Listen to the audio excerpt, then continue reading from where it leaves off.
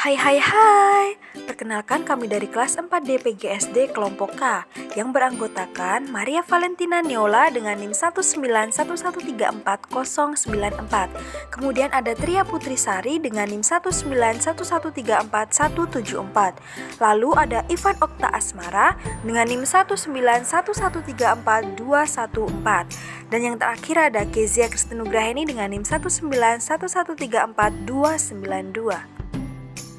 Halo, selamat pagi anak-anak. Nah, bagaimana kabarnya? Ibu harap semua kabarnya luar biasa dan kita bisa melanjutkan pembelajaran kita hari ini. Oke, sebelum itu Ibu akan memimpin kita di dalam doa. Nah, Ibu akan memimpin secara Kristiani. Silakan anak-anak semuanya bersiap-siap untuk melipat tangan dan berdoa. Tuhan Yesus, kami akan memulai pelajaran kami, karena Engkau memimpin kami dari awal pertengahan hingga berakhir pelajaran kami ya Tuhan. Kami menyerahkan pembelajaran kami hari ini di dalam nama Tuhan Yesus kami berdoa syukur, haleluya, amin.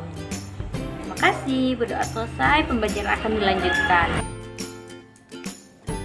Halo anak-anak, kembali lagi bersama Bu Kezia. Jangan lupa jaga kesehatan ya.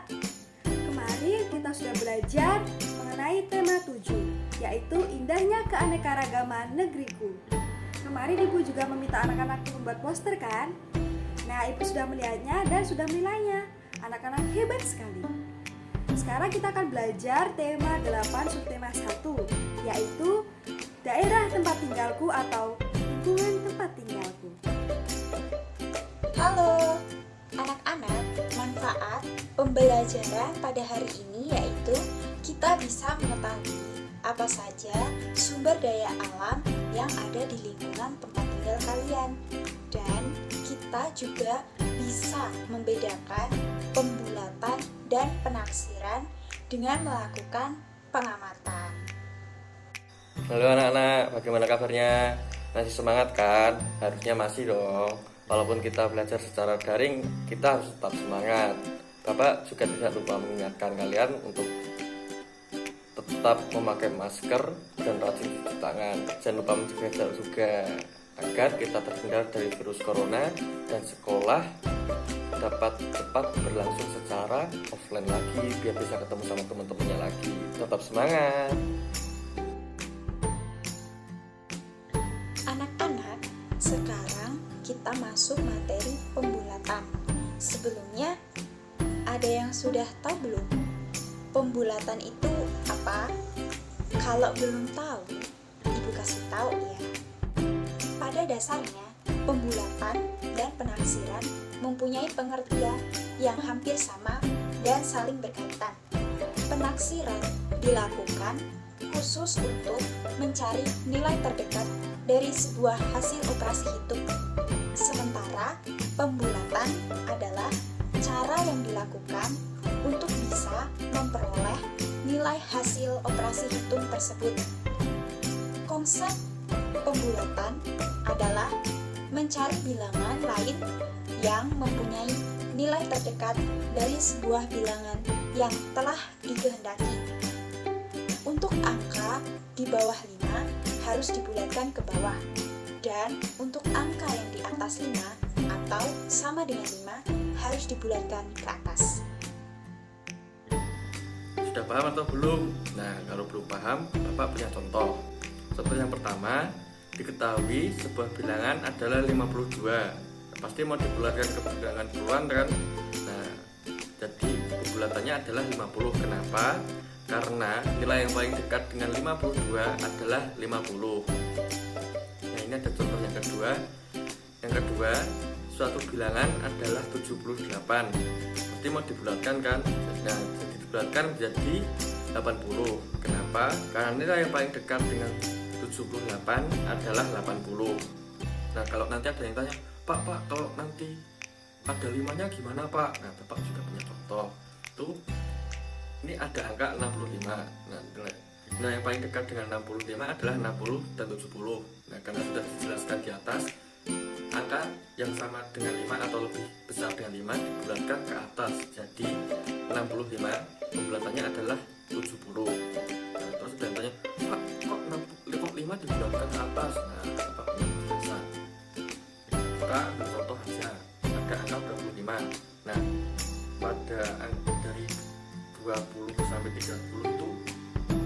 pertanyaan pertamanya yaitu 20, 21, 22, 23, 24. Nah, jika dibulatkan peluang terdekat, maka hasilnya adalah 20. Agar terjadi keseimbangan, maka angka selanjutnya yaitu 25, 26, 27, 28, 29. Jika dibulatkan ke atas, hasilnya menjadi 30, sehingga masing-masing pembulatan mendapatkan 5 bilangan. Jadi dapat disebut kalau 0, 1, 2, 3, 4 itu adalah tim pembulatan ke bawah, sedangkan 5, 6, 7, 8, 9 adalah tim pembulatan ke atas. Lalu Pak akan menjelaskan tentang tipe-tipe pembulatan. Tipe yang pertama yaitu membulatkan bilangan ke dalam satuan terdekat. Membulatkan bilangan ke satuan terdekat dilakukan jika bilangan tersebut memiliki bilangan desimal atau angka di belakang koma, baik itu satu angka ataupun lebih. Misal, ini ada angka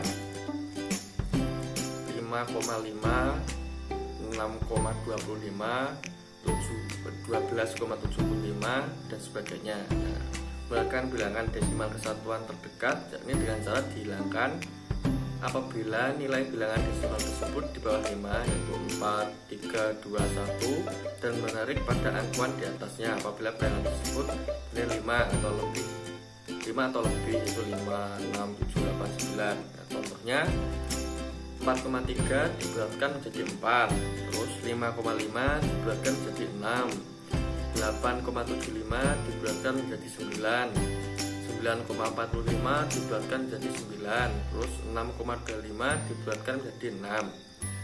Seperti itu.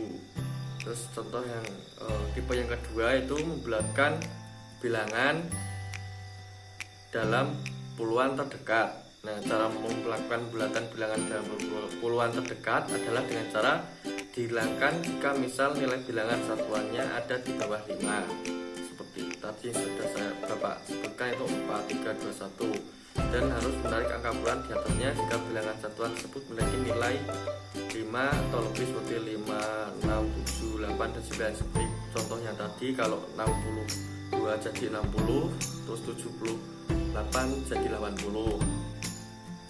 Terus tipe yang ketiga, membulatkan bilangan ke dalam nilai ratusan terdekat. Nah, cara melakukan pembulatan bilangan ini adalah dengan cara dihilangkan jika nilai bilangan puluhan yang ada di bilangan tersebut di bawah 50, kayak 40, 30, 50, 10, dan harus balik pada angka ratusan di atasnya jika nilai puluhan tersebut memiliki nilai 50 atau lebih, seperti 50, 60, 70, 90.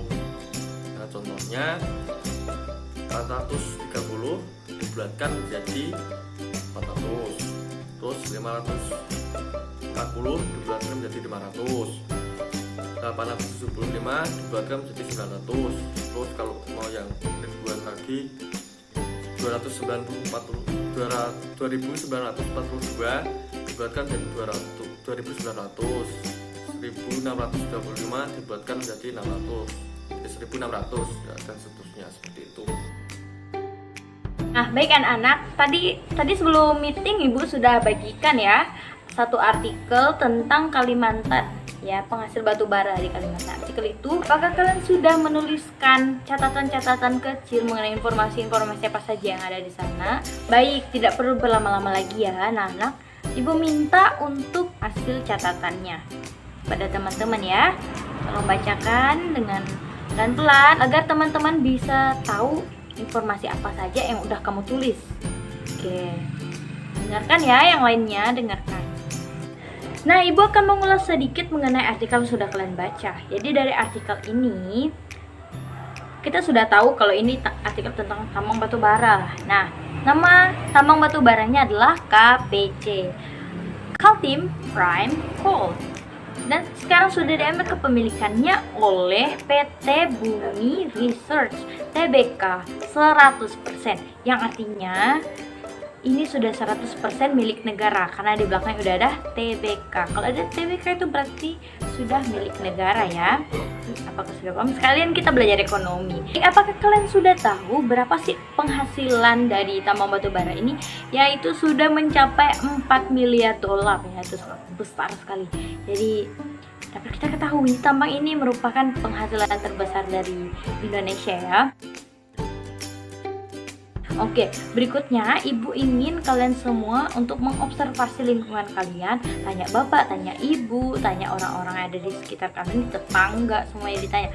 Atau kalian juga bisa mengamati secara mandiri, melihat-lihat. Oh, di sini ada karet bu, di sini ada sawit bu, penghasilan per bulan segini, penghasilan per tahunnya segini. Silahkan dicatat ya, dicatat. Pokoknya potensi sumber daya apa aja kalian boleh catat.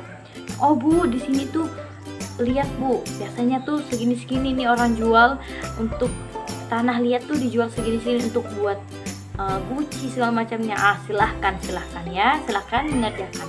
Selamat mengerjakan ya, selamat mengobservasi, dan kita akhiri Zoom kita, dan kita kembali lagi nanti setelah kalian mengumpulkan tugas catatan ini di WhatsApp group, difotokan saja. Ini bu, punya saya, tulis nama ya segala macam ya. Oke. Selamat mengerjakan, Tuhan Yesus memberkati, dan jangan lupa kembali ke Zoom. Nah, tadi kan anak-anak sudah melakukan observasi. Hasil observasinya difoto, terus dikirimkan ke grup WhatsApp agar dapat Bapak cek. Sekarang, Bapak akan membagi ke dalam kelompok. Setiap kelompok beranggotakan 5 orang. Nah, tugas masing-masing kelompok adalah berdiskusi dan mengubah hasil pencarian data dengan memasukkannya ke dalam tabel yang sudah dikirimkan. Nah, data hasil observasi tadi dibulatkan ke dalam satuan terdekat. Paham kan tugasnya? Anak-anak tadi sudah dibagi ke dalam beberapa kelompok kan? Nah, nanti setiap anggota kelompok akan memberikan penilaian hasil pengamatan kepada kelompok lain. Nanti setiap kelompok memilih sumber daya alam yang berbeda dari hasil pengamatan mereka yang akan dipaparkan oleh setiap anggota kelompok ya. Nah, setiap perwakilan kelompok nanti menyampaikan hasil observasinya kepada teman-teman ya. Kemudian, teman-teman yang lain memberikan penilaian kepada kelompok yang sedang memaparkan hasil observasi mereka. Nanti untuk format penilaian akan Ibu kirim ke dalam grup WhatsApp ya. Setelah itu, kalau sudah selesai menilai, boleh dikirim ke grup WhatsApp lagi. Oke anak-anak?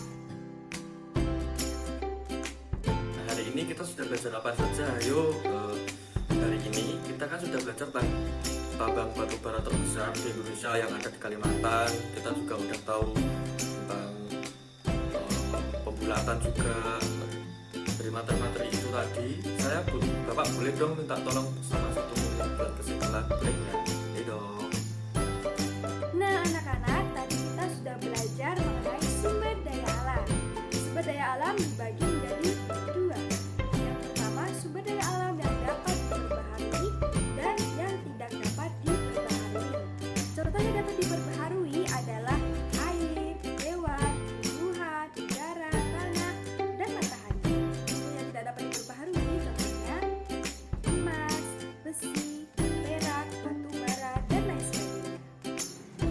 Sebagai generasi penerus bangsa, kita harus mampu menjaga kelestarian lingkungan. Bu, bagaimana caranya menjaga kelestarian lingkungan? Yang pertama, kita bisa melakukan dalam hal kecil dulu, yaitu tidak membuang sampah sembarangan. Kemudian yang kedua, melakukan reutilizasi, dan yang ketiga, kita dapat menghemat penggunaan sumber daya alam. Nanti Ibu akan memberikan Google Form untuk anak-anak memberikan refleksi kita pada hari ini ya.